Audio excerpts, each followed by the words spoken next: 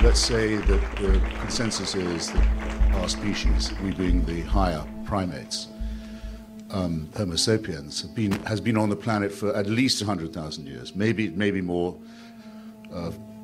Francis Collins says maybe 100,000. Richard Dawkins thinks maybe 250,000. I'll take 100,000. In order to be a Christian, you have to believe that for 98,000 years, our species suffered and died, most of its children dying in childbirth, most other people having a life expectancy of about 25, dying of their teeth, famine, struggle, bitterness, war, suffering, misery, all of that. For 98,000 years, heaven watches it with complete indifference.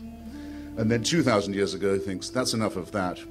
It's time to intervene. The best way to do this would be by condemning someone to a human sacrifice somewhere in the less literate parts of the Middle East.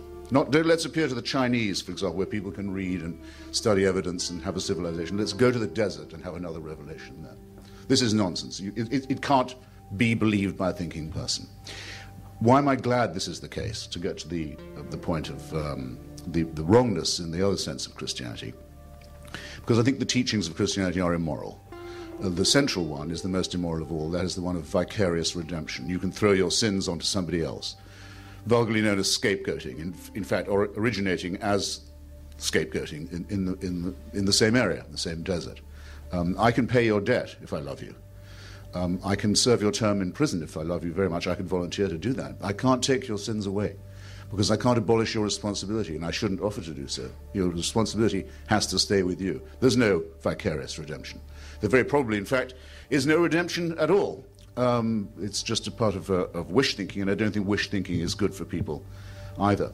It even manages to pollute the central question, the word I just employed, the most important word of all, the word love, by making love compulsory, by saying you must love. You must love your neighbor as yourself, something you can't actually do, but you'll always fall short, so you can always be found guilty.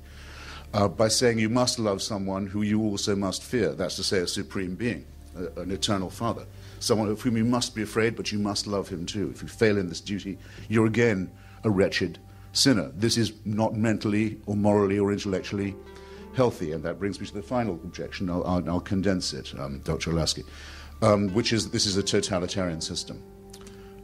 If there was a God who could do these things and demand these things of us, and who was eternal and unchanging, we would be living under a dictatorship from which there was no appeal, and one that could never change, and one that knows our thoughts and can convict us of thought crime and condemn us to eternal punishment for actions that we are condemned in advance to be taking.